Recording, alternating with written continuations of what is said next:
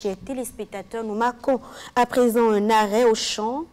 Mais avant d'y aller, installons notre invité du jour. On y va.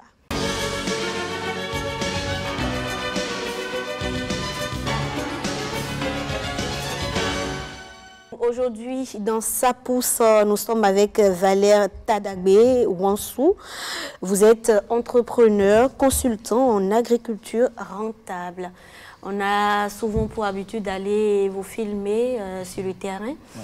Aujourd'hui, vous avez décidé d'être à nos côtés. Tout à fait. Comment vous allez? Je vais bien, madame, et chez vous? Ça va très bien. Ok, super. Alors, chère dame, souhaitez la bienvenue à notre invité. Bonjour, monsieur Wansou, c'est bien ça, hein? Comment allez-vous? Ça va très bien, chez vous? Ça va. Ok, super. Monsieur Wansou, vous allez bien? Je vais très bien. Alors, agriculture rentable, déjà, moi, je voudrais savoir. J'ai toujours cru que l'agriculture est rentable de toutes les manières. Oui. Est-ce que c'est spécifié dans votre cas? Puisque vous avez quand même mentionné consultant en agriculture rentable. Pourquoi pas en agriculture tout simplement? Très bien. Alors, je tiens à préciser ici, avec les téléspectateurs qui me regardent, qu'en Afrique et au Bénin, l'agriculture n'est pas encore ce qu'elle doit être. D'accord. On fait de l'agriculture de subsistance. Je m'explique. Par exemple, vous voulez faire une plantation de maïs. Vous voulez semer 10 hectares de maïs. Vous prenez de la main-d'œuvre locale et qui vous font traîner. Il faut gérer les ressources humaines, les relations sociales, les sentiments. Ils ne font pas le travail à bonne date, ils ne font pas le cerclage. Alors que quand on prend un tracteur, une machine, la machine n'a pas d'émotion. La machine travaille, on sait. Exécute la tâche. On sait qu'avec cette machine, dans 10 jours, on a fini les 50 hectares. On sait que dans 3 mois, il faut faire le cerclage. On sait qu'il faut récolter tel jour. Alors qu'avec les humains, tu peux planifier la récolte du maïs. Une pluie va intervenir et au lieu de venir vite récolter, ils ne vont pas t'écouter, ils vont le faire ainsi. Et puis voilà, les gens disent que l'agriculture n'est pas rentable, il y a le feu de brousse, il y a des effets qu'on ne maîtrise pas et un peu de ça. Il y a beaucoup d'autres faits qui sont derrière que je ne peux pas... Et les machines maîtrisent les feux de brousse, c'est ça?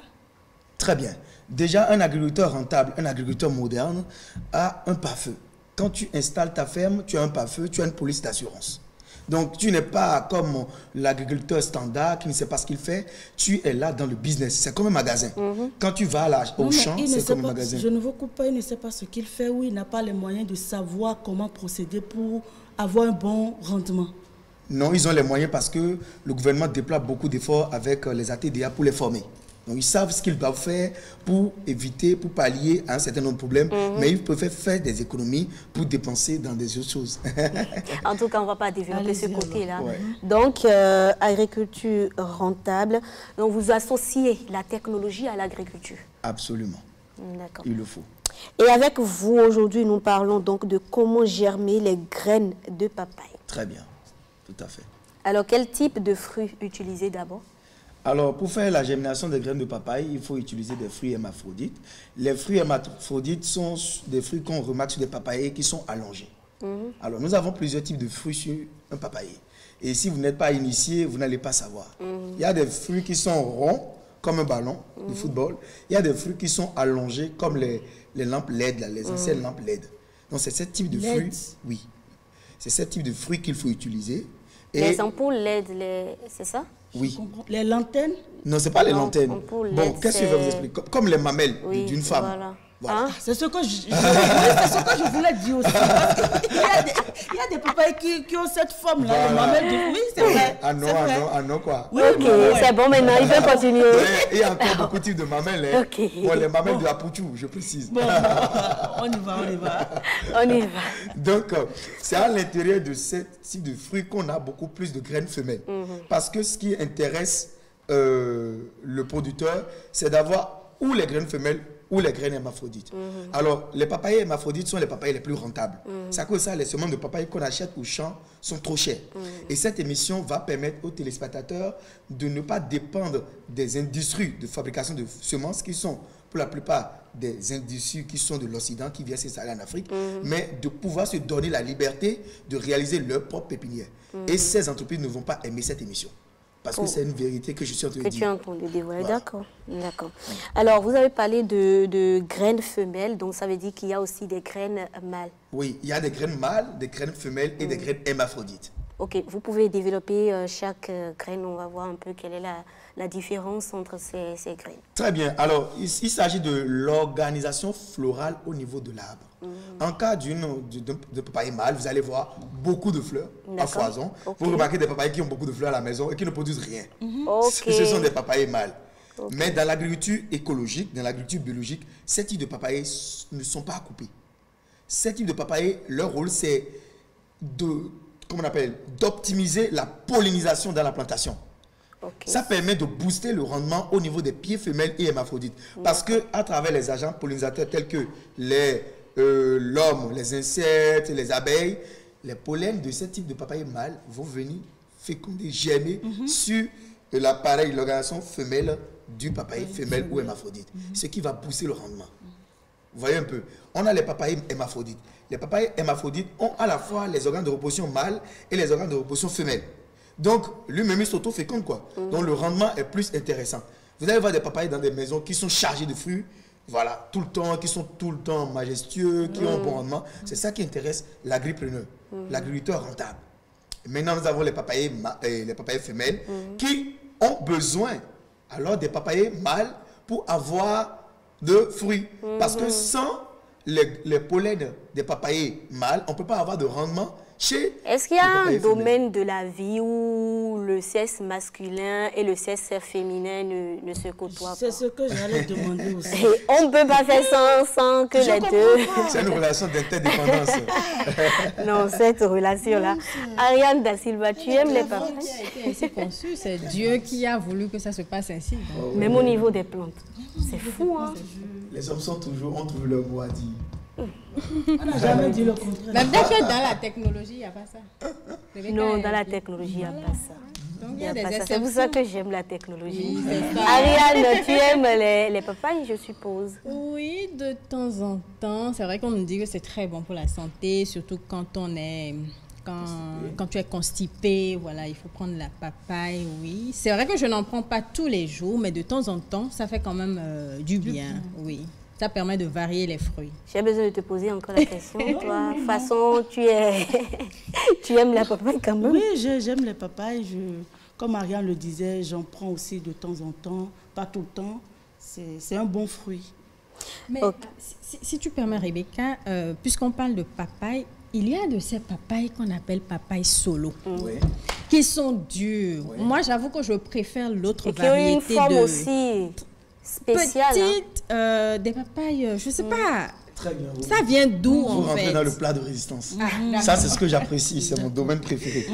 Alors, la papaye solo, c'est la reine des papayes. C'est la crème de la crème. C'est le luxe de la papaye même. Oh là là. Non seulement elle a une bonne conservation après la récolte, elle est très sucrée, elle a le goût de la carotte, et puis elle ne nous fait pas dépenser.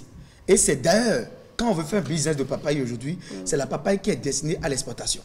Si vous voulez vendre la papaye en Belgique, la papaye en Europe, c'est la papaye solo que vous allez lancer. Et j'ai déjà réalisé une vidéo là-dessus, voilà, sur YouTube. D'accord. Voilà. Alors, on continue toujours de parler de comment germer les graines de papaye. Comment semer maintenant les pépins? Alors, pour semer les pépins de papaye, nous avons deux méthodes. Il y a la pré-germination avant le semis et il y a la germination directe. Quand il s'agit de la pré-germination avant le semis, vous voyez les papiers qu'on nous sert sur les lieux de cérémonie à Gola. Les papiers buvables ou bien les papiers blancs qu'on nous sert pour nettoyer le plat. Voilà, pour nettoyer les fourchettes, pour couvrir les rouleaux de papier. Les rouleaux de papier. Vous n'avez pas besoin de vous ruiner avant d'adopter cette méthode-là. Vous prenez un bocal, comme une glacière transparente, et vous prenez ce papier-là, vous mettez une feuille en bas, vous mettez les graines de papaye, vous ajoutez une seconde feuille, vous pliez, et vous le déposez dans l'enceinte de votre glacière transparente, je précise transparente, et vous ajoutez 2 gouttes d'eau de temps en temps. Pourquoi transparente? C'est pour pouvoir vérifier à chaque fois l'évolution? C'est pour faire varier la lumière à l'intérieur. Et c'est ce choc de photopériodisme qui va induire la rapidité de la germination. Et la boîte doit être fermée pour que la chaleur accélère la levée de dormance. Voilà, donc vous faites ça au bout de 5 à 6 jours, si c'est une bonne papaye, une bonne semence qui a un bon taux de germination, vous avez la germination. Maintenant, la méthode, quand on va en grand champ, quand on veut faire 1 hectare de papaye, c'est le business vraiment. Et il faut semer 2 graines, pas poké, pas sachet. voilà, à une profondeur de 1 cm. Et puis vous allez couvrir de sable fin, les sables marins ou bien les sables de rivière ou les sables qu'on peut ramasser dans la rue. Vous mettez le sable pour fixer les graines. Parce que si vous mettez trop de terreau, vous allez taxer. Mais maintenant, il y a aussi un facteur déterminant au niveau du terreau. Le terreau doit être riche, drainant et aéré. Et pour ce faire, vous n'avez pas besoin de vous ruiner. Il s'agit d'aller sur les tas d'immondices, les tas d'ordures, de collecter la terre qui est là, ramener à la maison, tamiser la terre. Vous mettez 10% de sable fin, 10% de fiente de volaille et 10% de touteau de Nîmes. Le touteau de Nîmes, c'est un biofertilisant qui vient désinfecter tout l'ensemble. Et là, vous avez un milieu qui est propice pour la bonne germination de vos graines de papaye. Quel est le temps de germination, justement? 6 à 7 jours, quand il s'agit de très bonnes variétés. Voilà. Alors, moi, j'ai une préoccupation économique. Quelqu'un qui fait 1 hectare de papaye, par exemple, combien est-ce qu'il peut gagner en termes de bénéfices? En termes de bénéfices. Alors, la papaye a d'abord une durée de vie économique de 3 ans. En 3 ans, vous pouvez générer 12 500 000 francs CFA de chiffre d'affaires grâce à la papaye. La papaye à l'hectare, c'est 2500 pieds. OK? Et par papaye, vous pouvez récolter jusqu'à 100 fruits par arbre sur 3 ans. Ça veut dire 33,33 fruits par an sur un papayer. Et vous faites 5 000 francs de chiffre d'affaires quand vous êtes au Bénin et que vous vendez le fruit au champ à 50 francs. Et c'est la papaye solo que j'ai pris derrière pour faire ce calcul-là. Donc c'est un calcul qui est concret. Ce n'est pas le papatoya, c'est concret, c'est un truc qui est technique. C'est pas du verbiage. Non, c'est pas du verbiage, c'est pas des bavards, c'est pas un truc. Voilà, quand j'ai mon papayer, je l'entretiens bien, j'ai un système d'irrigation bien défini. En 3 ans, je récolte 5 000 francs que multiplie 2500 pieds, ça fait 12 500 000 francs de chiffre d'affaires. Donc, M. Ouansou est déjà millionnaire. Tout à fait, je suis agriculteur moderne. Tout à fait. À combien on peut estimer son chiffre d'affaires? C'est important, n'est-ce pas, Rebecca? C'est très important. Très important. Peut-être que ça va nous donner des idées, qui sait? Bon, ça va nous motiver. Vous connaissez seulement la papaye de bois. Il y a d'autres choses. Oui, il y a d'autres choses. Donc, vous êtes un multimillionnaire. Bon, en agriculture, je l'accepte. Alors, à vous entendre, on remarque tout de suite que vous êtes passionné par l'agriculture en général. Tout à fait. Je suis donc curieuse. D'où est partie cette passion-là pour l'agriculture? Est-ce que vous avez toujours voulu être consultant, devenir plus tard consultant en agriculture rentable? Non, je ne l'ai pas voulu. C'est mon papa qui m'a initié parce que je voyais qu'il gagnait beaucoup d'argent. Quand même, le vieux, il n'a pas un grand niveau intellectuel. Il s'est arrêté au niveau BPC. Mais il roule les Toyota Hilux 9. Et il a beaucoup de femmes, il a beaucoup de maisons. Il a beaucoup de... J'espère que vous avez peu de femmes, mais beaucoup d'argent. d'argent. Je suis un agriculteur moderne. Je rationne mes relations avec les femmes. Comme quoi, l'argent attire les femmes. Oui, l'argent attire les femmes. Les femmes aussi. Hein? C'est lui qui m'a orienté. Sinon, j'avais une passion pour l'éthique. Ce qui m'a même motivé à aller vers l'agriculture digitale. Donc, je partage mon savoir-faire par les réseaux sociaux tels que YouTube et Facebook. Sans les réseaux sociaux, je ne serais pas sur ce plateau-là. Vous n'allez pas me connaître sans les réseaux sociaux. Et il y a beaucoup de gens qui sont plus forts que moi, qui sont dans l'ombre. D'accord. Alors, avant de finir avec ce sujet, vous pouvez nous rappeler les différents types de papayes qu'on a. Alors, surtout au Bénin. Surtout au Bénin. Très bien. Alors, nous avons plusieurs types de papayes. Nous avons des papayes pour diabétiques et des papayes pour les personnes non diabétiques. Les papayes pour diabétiques, c'est des papayes qui ont beaucoup de chair, qui ont beaucoup de fibres, beaucoup d'eau et qui ne sont pas sucrées. Vous allez voir que vous avez de grosses papayes et après à la maison, vous êtes déçus. Non, vous ne soyez pas déçus. Comme quoi, tout ce qui brille n'est pas de l'or. Alors ça, c'est les papayes pour diabétiques. Et dans cette catégorie, nous avons que des grosses papayes telles que le Red Royal, telles que le Vegas, telles que le Maradona. Il y a aussi la papaye qu'on appelle gros bébé. Les papayes gros bébé, c'est des papayes qui peuvent aller jusqu'à 15 kg, 20 kg. Voilà, c'est de grosses papayes qu'une seule personne ne peut jamais manger. Il faut au moins 10 personnes pour manger cette papaye. Oui, gros bébé.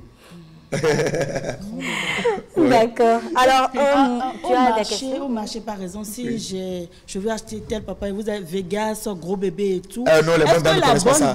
Elle ne connaît pas. Mais comment moi-même je fais pour identifier? Par contre, allez sur Internet, sur Google, tapez les différents types de papaye. Et voilà, vous lui montrez la photo, c'est ce que je veux prendre.